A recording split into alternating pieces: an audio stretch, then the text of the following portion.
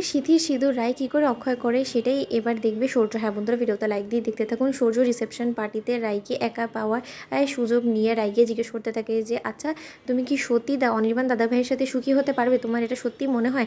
রাই, দেখো আমি একটা জিনিস তোমাকে বলছি, তুমি যখন প্রথমে আমাকে ভালোবেসেছিলে তুমি কি আমার দিকে দেখে ভালোবেসেছিলে বলো তো? যে আমি আর তুমি একদম পারফেক্ট ম্যাচ বলে, তাই না? তাহলে আমার মধ্যে যে গুণগুলো ছিল তুমি সেটা দেখেই আমার প্রেমে পড়েছিলে, কিন্তু আমার মধ্যে যে গুণগুলো ছিল সেই একই গুণ যে তুমি দাদা ভাইয়ের মধ্যেও পাবে সেটা তুমি কী করে ভেবে নিলে বলো তো?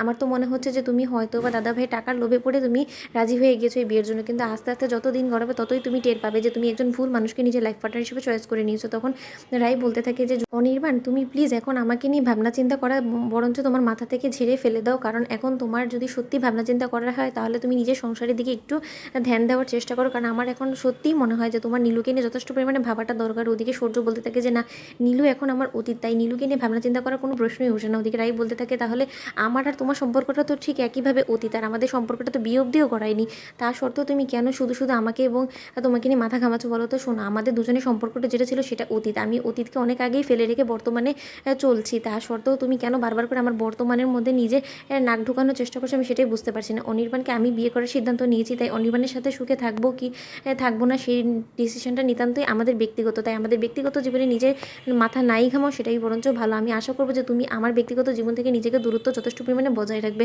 ওদিকে এই কথা বলে যখন রাই চলে যায় তখন সূর্য বলতে থাকে যে তোমার এই চ্যাটাং চ্যাটাং কথা আর এই অনির্বাণ দাদা ভাইয়ের সিঁথিতে দেওয়া সিঁদুর পরে কতদিন পর্যন্ত তুমি এই সম্পর্কটাকে রক্ষা করতে পারো সেটাই এবার আমার দেখার আর পালা, কারণ আমি যাই হয়ে যাক না কেন তোমাকে এবং অনির্বাণ দাদাভাইকে একসাথে কোনো মতেই সুখে শান্তিতে ঘর সংসার করতে দিব না, কারণ রাই তুমি আমার প্রথম ভালোবাসা ছিলে আর তুমি আমার শেষ ভালোবাসা। আমি তোমার জায়গাটা কাউকে দিতে পারবো না, কারণ আমি অনেক চেষ্টা করেছিলাম নীলুকে তোমার জায়গাটা দেওয়ার, কিন্তু তা সত্ত্বেও আমি পারিনি। এখন আমি বুঝতে পেরে গিয়েছি যে আমার জীবনে যদি সত্যিকার অর্থে আমার জীবনে কেউ পূর্ণতা দিতে পারে সেটা একমাত্র তুমি, তাই যদি আমার আবারও নিজের জীবনটাকে শুধরে নেওয়ারই হয় তাহলে আমি তোমাকে নিয়েই আঁকড়ে ধরে বাঁচবো, এছাড়া আমি কাউকে আমার জীবনে এন্ট্রি নিতে দিব না, সেটা যাই বলে দাও না কেন। আর যতটুকু পর্যন্ত তোমার আর অনির্বাণ দাদা ভাইয়ের সংসার সেটা খুব শীঘ্রই ভাঙন ধরে যাবে, সেটা আর যাই হোক না কেন আমি অন্তত শিওরিটি দিতে পারি, কারণ তোমাদের মধ্যকার ভাঙন ধরানোর আসল প্রধান আসামিটা থাকবো আমি।